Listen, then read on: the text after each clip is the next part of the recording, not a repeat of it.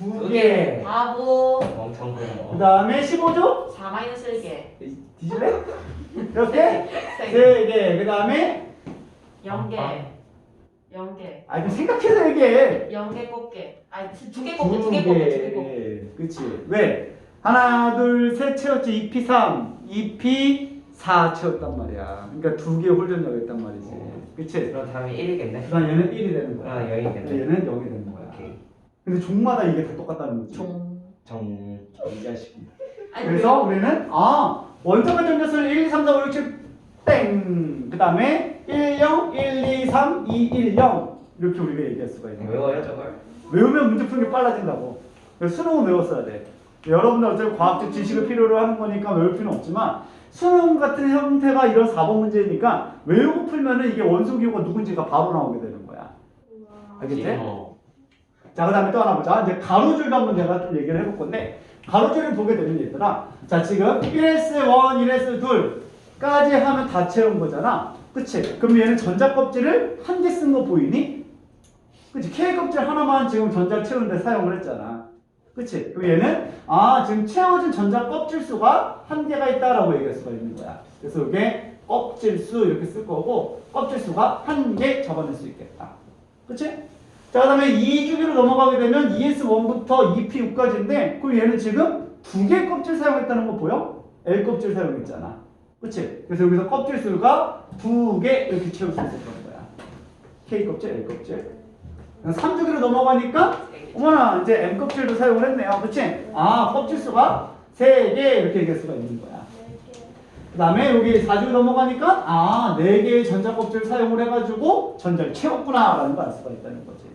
그러면 이 주기번호가 채워진 껍질의 개수랑 똑같다라는 것도 우리는 이해할 수가 있는 거야. 괜찮아요?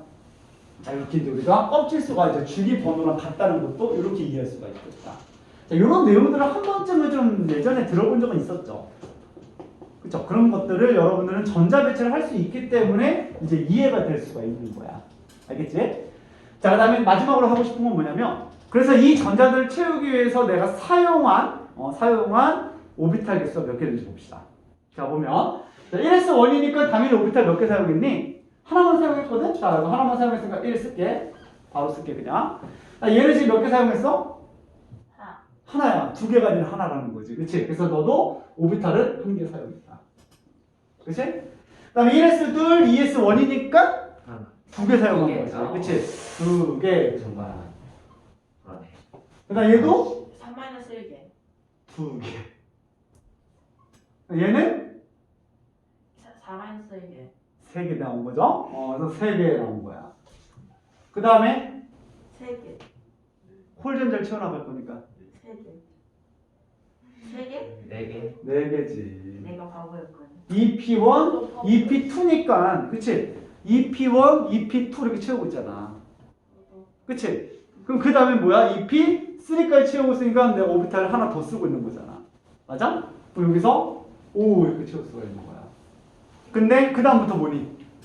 6 마이너스 1개. 계속 5지. 왜냐면 이제부터 쌍을 채울 거니까. 그치? 그래서 여기서도 5가 되는 거야. 5. 여기서도 5가 되고 여기서도 5가 됐다고 얘기할 수가 있는 거야. 오. 그래서 충분히 그냥 너네가 전자배치 하면은 보이는 어떤 이론들인 거거든. 그치? 그리고 이제 3S로 넘어가니까 하나가 채워졌잖아. 2 곱하기 무난하기 3개. 6. 나 얘도 6. 6. 얘는 하나 증가했으니까 플러스 6 플러스 7. 8. 10 마이너스 1. 9, 9, 9, 9. 니들 그 다음에 10 들어오다는 거죠.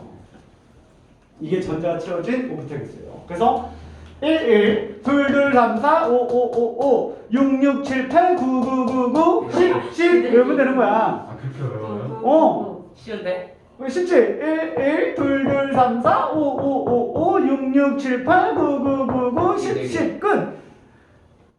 1, 2, 개깔끔. 5, 1, 그쵸? 2, 3, 4, 5, 5, 5, 6, 6, 7, 8, 9, 5, 5, 5, 비둘기. 그 다음에 홀전자수 1, 0, 1, 2, 3, 2, 1, 0 1, 0, 1, 2, 3, 2, 1, 0. 너무 쉽지 않아? 컴퓨터 하는 느낌이에요. 어? 컴퓨터 하는 느낌이에요. 그치. 근데 이렇게 외우면은 어떻게 할 수가 있냐면, 자, 항상 문제는 어떻게 나오냐면은, 자, 홀 전자수가 3개 있는데, 그 다음에 이게 전자가 채워져 있는 오비탈 개수가 9개입니다. 그러면 누구입니까? 그럼 너네들 딱 나와야 돼. 15번 2입니다. 이렇게 나와야 돼요. 너무 쉽네. 그럼 그냥 이거 계속 써도 돼. 그치? 그냥 15번 2이에요. 이게 바로 나와야 돼. 그래서 막 이게 S돌 막 이러고 있으면 이제 망하는 거야. 원소는 찾아냈는데 종은 치는 거죠. 시험지 내세요. 이렇게 되는 거야. 그렇기 때문에 수능은 타임어택이거든. 그래서 최대한 이론은 다 알고 있고 얼마나 빠르고 정확하게 푸는지 되게 중요하거든. 수능은 원래 그랬어. 그래서 진짜 이런 것들을 암기한 다음에 홀전자 수가 3개 있고요. 그 다음에 전자가 채워져 있는 오비탈 개수가 5개 있습니다. 모두는 9개 있습니다. 그럼 누굽니까? 15번 1입니다. 15조 3축입니다. 이렇게 나와줘야 되는 거야. 저좀 찍어도 돼요? 그래? 찍어도 돼요? 찍는 게 아니라 바로 그냥 탁탁 나올 수 있어. 그러니까 지금 찍어도 돼요? 사진 찍어. 사진을? 찍어야죠. 쓰기 귀찮다 이거지 지금? 네. 그래. 선생님 찍어. 씨. 저는 누나 게으르게 공부하네. 적었는데 규동이가 죄송합니다. 잘한 거야. 규동아 아주 잘했어. 아니 이거 근데 너네들 이거 안 찍어도 이거 녹화하고 있는데? 그래 저거 카페 들어가기 귀찮으니까. 아니죠? 아니 어차피 선생님 찍은 다음에 잘하면 돼. 아니야 이미 안 보여. 쌤 같이 찍었어요. 이렇게 됐다. 아 찍힌 거 맞지? 이런 식으로 하면은 편하다. 알겠지? 자, 그러면 4번 문제 보자. 자, 일단 가를 보니까 어때요? 자, 가를 보니까 지금 홀 전자수가 2개래. 그러면 1, 0, 1, 2, 어머나 14족이다 이렇게 들어가야 되는 거야. 그치? 그 다음에 지금 전자가 들어있는 오비탈수구나. 얘 2개 있고 홀 전자수 하나가 있대. 그러면 홀 전자수는 1족 아니면 13족이다라는 거 알 수가 있는 거고. 그 다음에 7조. 원자가 전자 들어있는 게 2개 있대. 그럼 누구야? 얘가 되는 거잖아. 개진너. 전자 들어있는 오비탈 수가 홀 전자 수가 하나 있는 걸 찾아주면 1쪽에 2죽이잖아. 그치? 그럼 가는 3번 리튬 이렇게 잡고 들어가야 된다고. 무슨 말인지 너무 알겠지? 좋은데요? 그치? 좋지? 이게 옛날 수능은 이런 식으로 공부하는 거야. 그래서 내가 지난 시간에 너네한테 삐져가지고 내 파도함수 설명 안 하고 넘어갔잖아. 네. 근데 걔네들은 실제로 관심이 없어. 우동이가 울었잖아. 우동이도 물었잖아. 근데 파동함수고 나발이고 간에 걔네들은 그게 재미가 없어. 왜냐면은 저 양반 뭐 하는 거야? 그냥 빨리 문제 풀 수 있는 스킬 좀 알려줘 이렇게 된단 말이야. 뭔지 알겠지? 그냥 뭔가 핀트가 달라. 줄다리죠. 키만 알려주면 울어요. 그래서 나를 보니까 전자가 채워져 있는 오비탈이 4개 있대. 그치? 그러면은 4개인 거 얘밖에 없네? 개꿀. 6번 탄소네 이렇게 들어오는 거야. 알겠지? 그 다음에 달을 보니까 전자 들어있는 오비탈 수가 5개래. 그럼 여기 중에 하나구나 라는 걸 잡아내는 거야. 2죽이다 일단은. 그치? 그 다음에 다 같은 경우 홀전자 수가 2개가 있대. 그럼 얘네 이렇게 잡아내는 거죠. 그렇죠? 2주기에 있는 지금 16쪽이니까 8번 산소다라는 거죠. 그치? 다는 8번 산소야. 이렇게 해도 돼요 그냥? 올림피아드에서도 이런 거 나오면. 근데 거의 이렇게 안 나와. 문제 스타일이 가끔 나오는데 이렇게. 근데 이렇게까지 추론해서 나오진 않아. 그러니까 수능은 약간 뭐랄까 추론 능력을 물어봐. 그냥 내신에서 써보면 되는 거. 그렇게 해야 돼요. 내신에서는 너네 아주 유용할 거야. 고등학교 일반고를 만약에 간다면. 근데 이제 올림피아드는 과학적인 내용을 물어봐. 그래서 리튬에 대한 성질을 물어본다든지 아니면 주기성에 대한 진짜 성질, 파동함수에 대한 성질 이런 걸 물어보게 되고. 서술형이에요? 아니 단답형인데 어쨌든 그 지식을 물어보는 거고 수능은 지식은 얕은데 대신에 문제를 너네들이 퀴즈를 맞추듯이 약간 해결할 수 있는 응용력을 물어보는 거야. 이게 무슨 과학적인 의미가 있겠니? 그치? 이건 아닌데 이걸 외우고 자료를 해석할 수 있는 능력 이걸 물어보는 게 수능이야. 약간 포커스가 달라. 자, 라 같은 경우 어때? 홀전자 수가 3개래. 아싸 15조. 근데 아까 이게 5개라고 했으니까 7번 질소 바로 들어가는 거야. 이렇게 갈 거야. 그러면 이제 우리가 문제 찾는 거는 이제 1도 아닌 거죠. 자, 이렇게 찾아낸 다음에 얘네들에 대한 정보를 물어보는 게 올림피아드라고 보면 되는 거야. 리튬의 홀전자는 하나 있다 이렇게 물어보는 거지. 수능은 항상 자료를 주고 거꾸로 물어보는 거야. 얘가 누구게 이렇게 물어보는 거죠. 알겠죠? 자, 그래서 기억 볼게요. 자, 가의 원자과 전자수는 한 개냐? Yes 이렇게 물어보는 거야. 그치? 그래서 기억 맞았고. 자, 니은 나와 다의 원자과 전자수가 같습니까? 라고 물어봤는데 얘는 원자과 전자수 몇 개? 4개. 너는 원자과 전자수 몇 개? 6개. 이렇게 물어보는 거죠. 그쵸? 니은 틀렸습니다. 디귿 양성자수가 가장 큰 거, 즉 원자 번호가 가장 큰 게 누구야? 물어봤으니까 다예요. 이렇게 얘기해주면 되는 거죠. 그치? 그래서 디귿도 틀렸으니까 1번이 정답이 된다. 이렇게 찾아나가는 거죠. 무슨 말인지 알겠지 얘들아? 오케이. 잘하네 우리가.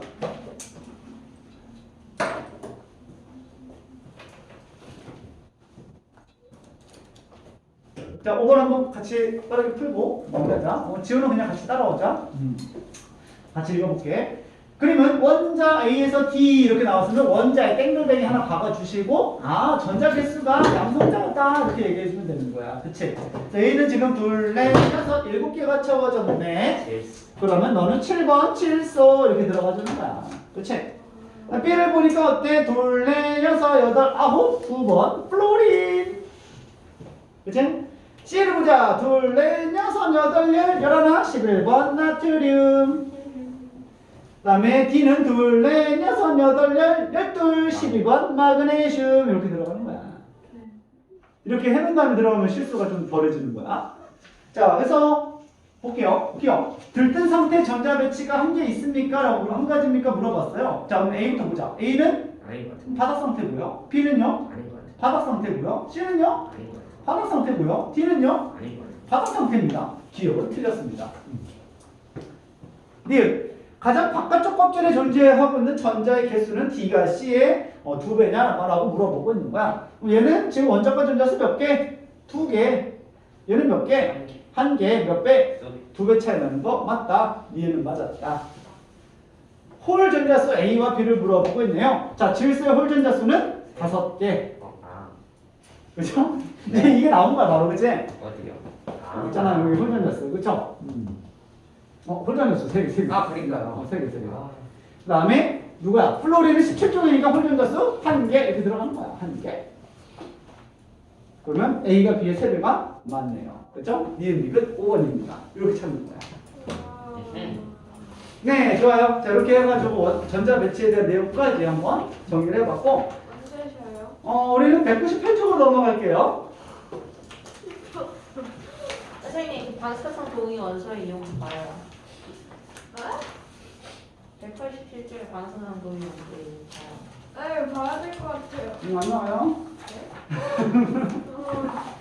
자, 넘어갑니다. 언제 쉬어요? 198쪽을 피면은 됩니다. 별의 하나씩.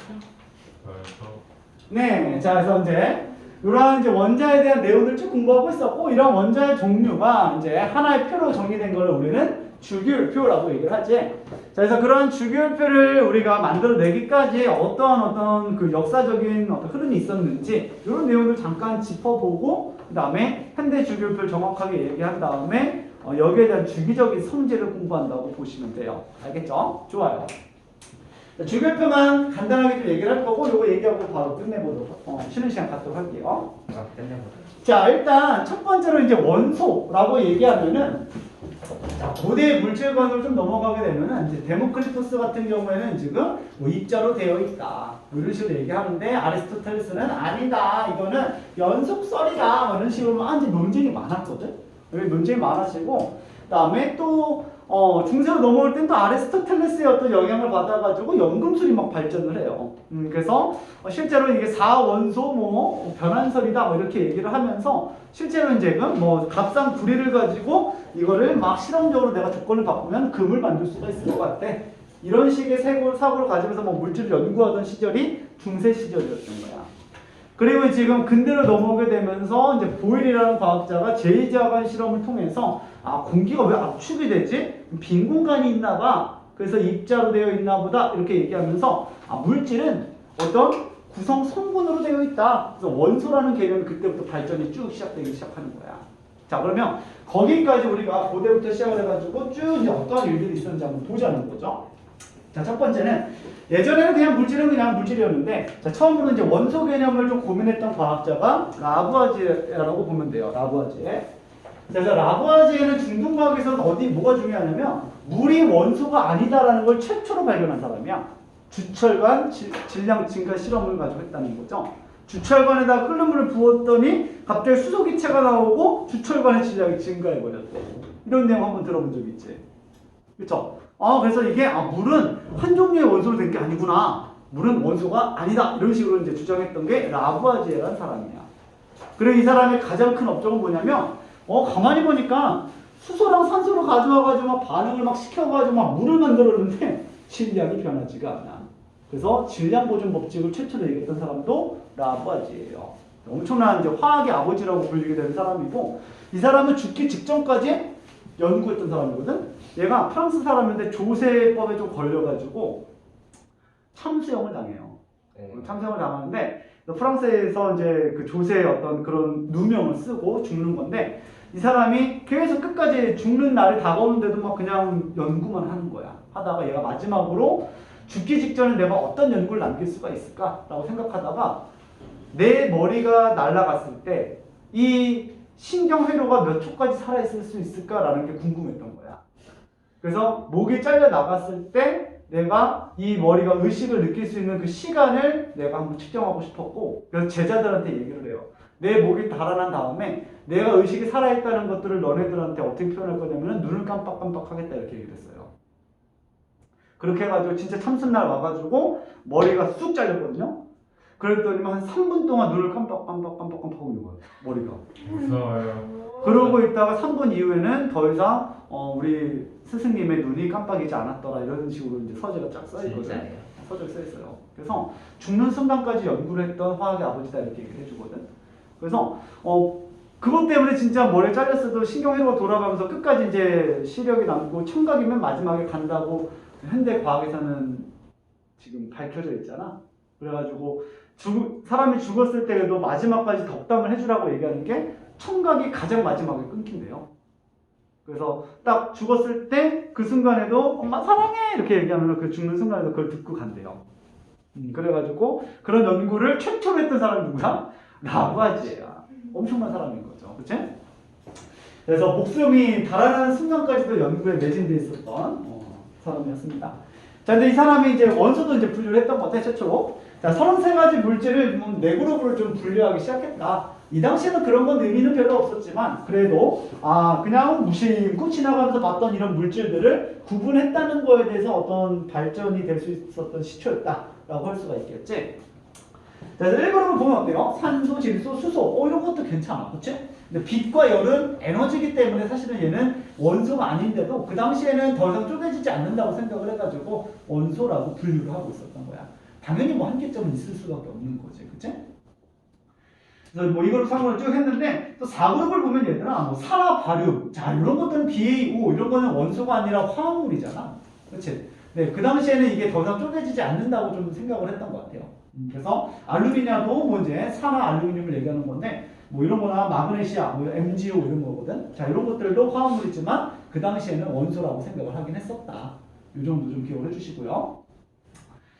그래서 어떤 한계점이 있었지만 시초였다라는 걸 알 수 있고요. 자, 그다음에 데베란이라는 과학자는 지금 뭐 그 괴테의 이제 화학 선생님이었는데 이 화학 선생님이 가만히 보니까 원소들을 쭉 봤을 때 어떤 표를 만든 건 아니야, 얘들아. 표를 만든 건 아닌데 얘랑 세 명을 딱 가져와가지고 얘네들의 어떤 물리량을 평균 내니까 요 녀석이랑 같네? 이런 생각을 하기 시작을 했던 거야. 그래서 요 세 마리를 묶어가지고 내가 한 쌍 이렇게 얘기를 해야지라는 거야. 그래서 세 쌍 원소설을 이제부터 얘기하게 되는데 요것도 의미가 있었던 건 뭐냐면 물리량이 어떤 평균값을 나는 거 봤더니만 같은 족에 있는 애들을 세 개의 쌍으로 묶고 있었다는 걸 나중에 알게 된 거야. 그래서 같은 족에서 어떤 물리량들이 좀 이게 뭐랄까 규칙적으로 좀 변하잖아요. 그쵸? 그렇기 때문에 화학적 성질이 비슷하기 때문에 얘네들을 묶어가지고 새 쌍을 만들고 있었던 거야. 그래서 그 당시에는 뭐 주기율표가 없으니까 전혀 의미는 없었지만 이렇게 쌍을 짓다 보니까 현대 주기율표에서 같은 쪽의 애들을 묶고 있구나라는 것도 알 수 있었던 거지. 그런 부분에서 추후에 또 업적이 인정이 되더라. 그래서 우리가 뭐 스트론튬이나 뭐 칼슘, 바륨 이런 것들 보게 되면은 얘네가 다 이종 원소거든요, 여러분들. 이종 원소야. 알칼리 토금속 쪽인데 얘네들의 어떤 양 끝에 있는 녀석들의 밀도를 평균했더니 가운데 녀석이랑 똑같더라. 이런 것도 찾아내고 있었던 거야. 자, 그러다가 이제 좀 더 의미가 발전된 게 뉴렌즈죠. 자, 그래서 영국 사람이에요. 자, 그래서 뉴렌즈의 옥타브설은 이 원소를 무거운 순서대로 배열을 한번 해봤다는 거야. 즉 원자량이 증가하는 순서, 상대 질량이 증가하는 순서로 배열을 쭉 해보니까 이게 8번째마다 이게 성질이 비슷한 녀석들이 나타나고 있다는 거야. 왜냐면 그 당시에는 18조 원소가 발견이 안 됐었거든. 그래가지고 보면은 자 이렇게 되는 거야. 도레미파솔라시도 이렇게 들어오는 거야. 그쵸? 그냥 한 옥타브가 지나갈 때마다 같은 쪽의 원소들이 지금 배치될 수 있다는 거지. 그치? 그래서 도레미파솔라시도 이렇게 넘어가는 거야. 그치? 자 그러면 같은 쪽에 있는 원소들은 원자과 전자수, 즉 결합에 참여하는 전자수들이 다 같기 때문에 화학적 성질이 좀 비슷하다라고 얘기를 해주는 거거든. 그래서 이거 하나만 설명 안 했었는데 원자과 전자수가 같으면 이제 우리는 화학적 성질이 비슷하다라고 또 기억합시다. 화학이라고 하는 건 어떤 결합, 그다음 어떤 물질의 변화 이런 거에 관심 있는 거라서 이 원자과 전자수, 즉 결합에 참여하는 전자의 개수가 같으면 화학적 성질이 비슷하다라고 얘기할 수 있겠다. 알겠지? 자, 그래서 옥타브설, 충분히 의미가 있었죠. 그치? 근데 그 당시에는 영국 사람들은 어때요? 굉장히 차별이 심한 동네잖아, 그 동네가. 그치? 그리고 백인 우월주의고, 그 다음에 굉장히 왕족 사회이기 때문에 귀족이 되게 중요한, 그죠? 그래서 왕의 핏줄이 흐르고 있냐, 천민이냐, 이런 게 되게 중요했던 나라란 말이야. 그래서 뭐 차별이 아직도 제일 심한 나라가 영국이라고 얘기하잖아.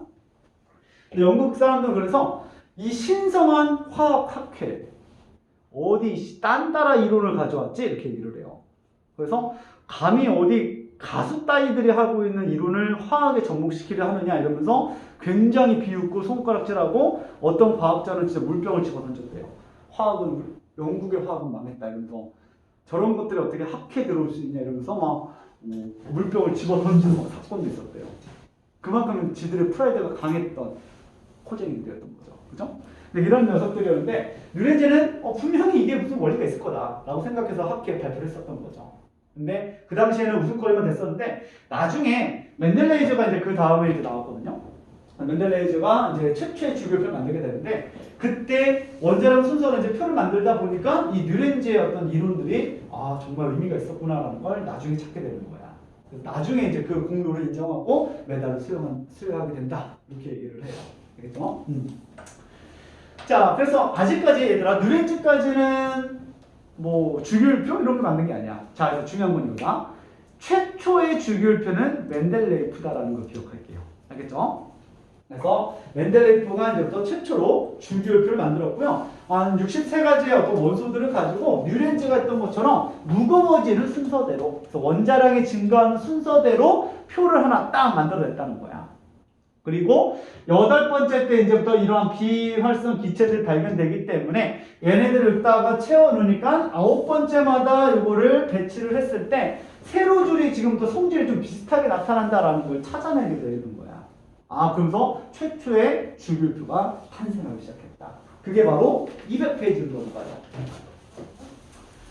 자, 200페이지 보니까 멘델레이프의 주기율표 이렇게 나와있지. 자, 그래서 뉴렌즈랑 멘델레이프는 뭐가 증가하는 순서? 원자량이 증가하는 순서. 알겠지? 자, 그래서 원자량이 증가하는 순서대로 배치를 했을 때 이런 식으로 나왔었고, 자, 그래서 그 당시에 되게 중요한 의미가 뭐가 있냐면 발견되지 않았었던 게 저마늄이나 갈륨 같은 원소들은 그 당시에는 아예 발견이 안 됐었던 거야. 근데 멘델레이프가 이렇게 막 표를 쭉 만들다 보니까 잠깐만 요거 다음에 뭔가 한 칸 띄어